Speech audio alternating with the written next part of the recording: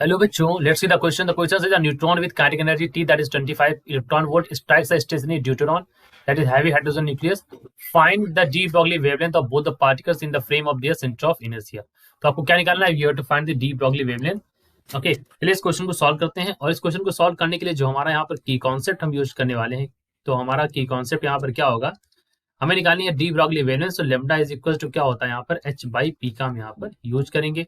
और P is equal to क्या होता है, तो पी इज इक्वल टू होता है स्क्वायर रूट ऑफ 2 me, या जो एनर्जी जो भी फॉर्म में दे रखी हो उस फॉर्म में आप इसको, मतलब जो भी दे रखी हो इसे आप यहाँ पर यूज करेंगे। ठीक है, यहाँ टी दे रखा है तो टी आप लिख लेंगे। अब देखिए ये तो हमारा की कॉन्सेप्ट हो गया। अब इसको सॉल्व करते हैं इस क्वेश्चन को सबसे पहले। तो यहाँ पर देखिए टी के लिए आपको दे रखी है 25 इलेक्ट्रॉन वोल्ट।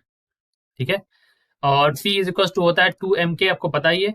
तो यहाँ पर स्क्वायर रूट, अब ई की वैल्यू आपको पता है यहाँ पर टी के टर्म्स में दे रखी है, तो ये हो जाएगा 50 m n, और यहाँ पर इन द इलेक्ट्रॉन वोल्ट्स। ठीक है, चलिए अब आपको पता है कि मास ऑफ न्यूट्रॉन जो होता है that is equal to 2 times of mass of neutrons. So we can write this over here. यहाँ पर मैं लिख देता हूँ that is equal to the mass of neutron is equal to 2 times of mass of neutrons. तो यहाँ पर आपको वेलोसिटी ऑफ न्यूट्रॉन्स पता होनी चाहिए।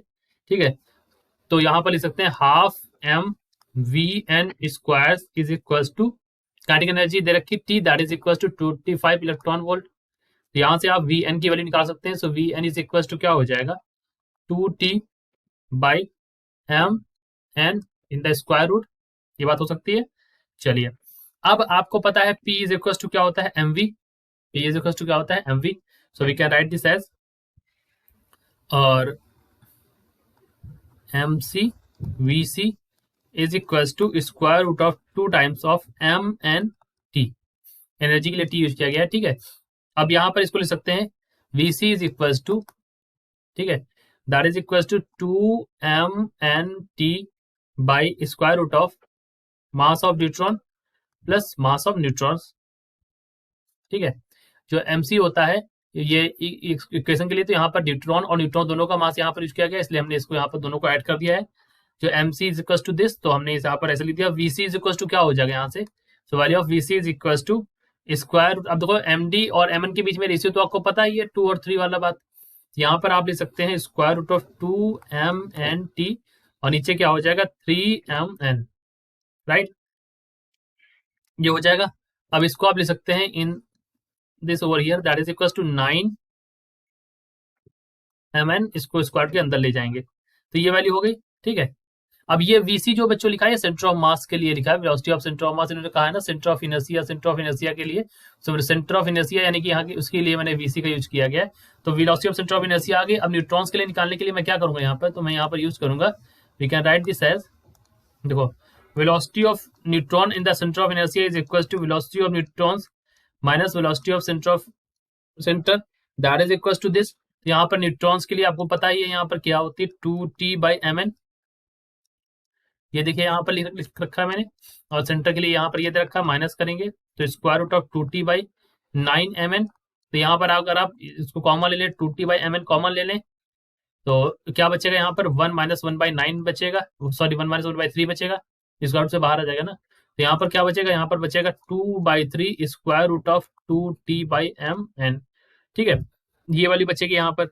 अब ये वैल्यू बची, आपको लेमडा यहाँ पर निकालना है। तो lambda of neutrons centre of inertia C लिख रहा हूँ यहाँ पर, ये हो जाएगा एच बाई पी के बराबर, और एच बाई पी पी विस्कस होता है M N V N C, M V होता है दैट इज दिस।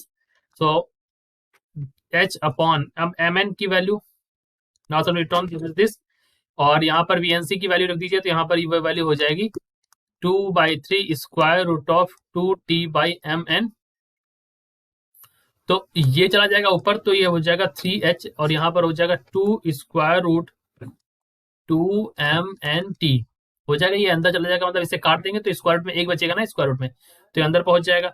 अब आप यहाँ पर वैल्यूज रख दीजिए यहाँ पर। सो लेमडा एन सी की वैल्यू यहाँ पर रख देंगे, तो 3 इंटू 6.6 या प्लैंक कांस्टेंट की वैल्यू, और डिवाइड कर देंगे 2 स्क्वायर रूट ऑफ 2 यहाँ पर रख देंगे।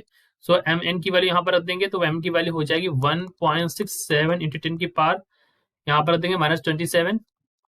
ठीक है, मास के लिए रखा बच्चों यहाँ पर, और मल्टीप्लाई कर देंगे तो यहाँ पर 100 दे रखा है। ठीक है, 100 की वैल्यू आएगी तो 100 इंटू, ठीक है, और इनको मल्टीप्लाई कर देंगे 1.6 से मल्टीप्लाई कर रहे हैं यहाँ पर 10 की पावर माइनस 19 इलेक्ट्रॉन वोल्ट में था ना, तो इसको चेंज कर दिया हमने। ठीक है, तो यहाँ से लेमडा एन सी की वैल्यू आ गई। लेमडा एन सी की वैल्यू यहाँ से क्या आ जाएगी, सॉल्व करने पर जो हमारी वैल्यू आई थी, that value that I got this 8.6 10 की पावर माइनस 12, इसको लिख सकते हैं 8.6 पिकोमीटर्स। ठीक, अब ये चीज हो गई देखो यहाँ से। अभी आप अब देखिए, अभी आप क्या होगा कि देखो यहाँ पर ये वैल्यू आ गई। अब मोमेंटम ऑफ न्यूट्रॉन और न्यूट्रॉन सेम है। लेट मी राइट बच्चों, यहाँ पर स्पेस है, यहाँ पर देखें आप कि momentum of P D N is equal to P N momentum of neutron and neutron, D neutron और एन न्यूट्रॉन को शो कर रहा है। सेम है, तो लेमडा इज इक्वल टू होता है एच बाई पी। लेमडा जो होता है, lambda inversely proportional to P होता है। ठीक है, तो लेमडा जो होगा, lambda of neutron is also equal to lambda of neutrons, ये बात है। तो दैट इज इक्वल टू यहाँ पर कितना वैल्यू है, दैट इज इक्वल टू यहाँ पर 8.6 पिकोमीटर्स। तो यही हमसे पूछा गया था वेवलेंथ के बारे में, तो यही हमारी वैल्यू हो गई 8.6 पिकोमीटर्स। तो यही हमारा आंसर भी हो गया। So this is our answer. I hope you understood it well. Best of luck.